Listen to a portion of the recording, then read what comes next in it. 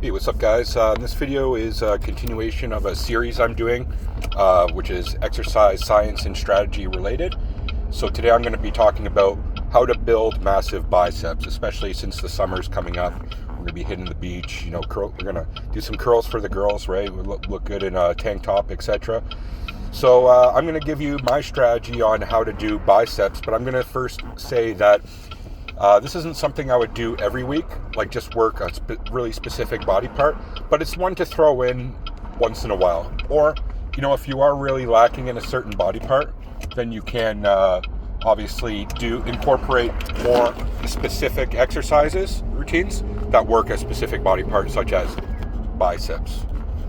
Try not to get into an accident here. Okay. So, how to work biceps. First of all, something else I want to mention before I start is if I don't have much time for a workout, I usually just do biceps, like a few hammer curls and a few preacher curls, right? Because, if I don't have much time, I have to get to work, but I want to get at least something in, I'll do that. But obviously I'm going to give you a full extensive routine to really hit biceps really good, okay? So just as I mentioned in my video about triceps, my strategy is that you start with exercises that are more proximal, meaning more closer to your torso or involving the torso, because the bicep just doesn't cross the elbow joint. It also crosses the GH joint, glenohumeral joint, as well. It's responsible for lifting your arms up as well, to a degree. So because of this, we're going to start with exercises that are compound movements that cross two joints, also cross the elbow joint. So we're going to do two of them, which are also done on potential back days. It also works the back a little bit. But the thing that's different about back days is we're not going to do as many sets of them. So which ones are they? It's going to be reverse grip pull-ups for 3 sets, and as well reverse grip rows, okay, for 3 sets. So in doing so, the rows and the pull-ups, you notice that your shoulder joint is in 2 different positions. Pull-ups, it's above your shoulder joints, like up above your head, your arms above your head, and with the rows, it's below, correct? So we're working 2 different angles, but both exercises, especially because they're reverse grip, target the biceps really well. And I want to mention that gymnasts, if you look at a male gymnast, they got crazy developed biceps, although it's different than like a bodybuilder. They're not like huge, like bodybuilder, but man, look how jacked a gymnast is, right? Why is that? Because they're essentially doing pull-ups all day and rows, almost like rows. Like think about guys on the rings or on the high bar or whatever. Like they're training that, and their biceps and back are hella jacked, okay? For a good reason. So we're gonna start with those 2 compound movements. Get those out of the way because we're starting proximal. And that's also something that I use in massage. Like when massage, if I was to work the arm, you start proximal and then you work distal to the arm. But then you come back to proximal, which I'll get to later. You do the same for exercise as well. So after doing the pull-ups and rows, we're going to start with actual isolation movements, curls of the bicep. So the first one I do, which is kind of the hardest one, quote, is you do curls with your arm in an extended position behind you, okay? And the great thing about using the cables is there's going to be tension all throughout the actual lift, which is good, and this works like the top part of the bicep, okay? So we'll start with that for only 2, at most 3 sets, because we're going to be doing lots of different types of curls. Second, we're going to do curls across the body like this with the cable, okay? 2-3 sets. Third, which is one I don't see many people doing, is Arnold curls. So you notice in each cable curl position, this part of your arm is in different positions. One, it was behind you, next it's here, and then third it's here. Okay, this is the Arnold curls, okay? Like you're doing like a bicep flex. That's a really good one. I don't see many people doing that one. Next, you're going to put on the ropes, and we're going to do hammer curls, but we're going to go heavier on the hammer curls. It's not about reps. Like, even if you can only do it 7 times, like that's kind of what I'm looking for, because we also want to build a bicep day, bicep strength as well. And in doing so, you're going to get a hella good pump as well. I don't know why I keep saying hella. I never say that, but you're going to get a hella good pump. So yeah, we'll do that for 3 sets.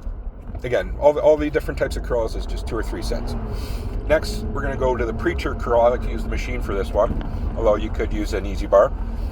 But preacher curl, so you notice now your arms are in front of you, right? So we're doing all different types of curls with the shoulder in all different types of angles and positions with different moment arms on the lift. And in doing so, you're going to work the bicep holistically, I'll call it, correct? Especially since we started with those 2 compound movements that really work holistic, because it's compound movement, it works like a bigger range of motion with multiple muscle groups working together. And even after you finish those pull-ups and those rows, you're gonna have already like a pretty good pump. But then doing all of these different types of curls on top of that, your pump is just gonna be ridiculous. Now we're not done yet. We're gonna go to grab go to a squat rack, and what I do is just grab a 45, and then a finisher is just rep it as much as I can. Why do I use the barbell? It's because your hands are in like a super supinated position.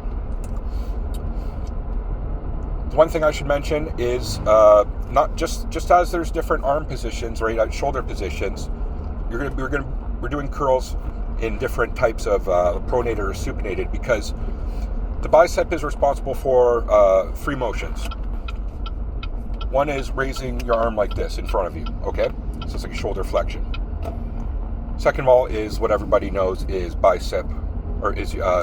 elbow flexion, correct? And lastly, it also is involved in supination, so turning your wrist like this as well.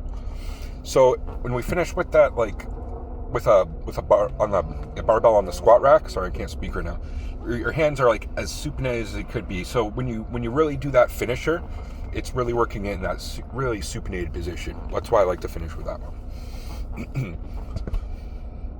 Another possible one, speaking about going supinated, is you can use dumbbells and start like this and then finish like this. So when it's by your side, it's kind of like you're starting like a hammer curl, and then when you finish, you go into a supinated position.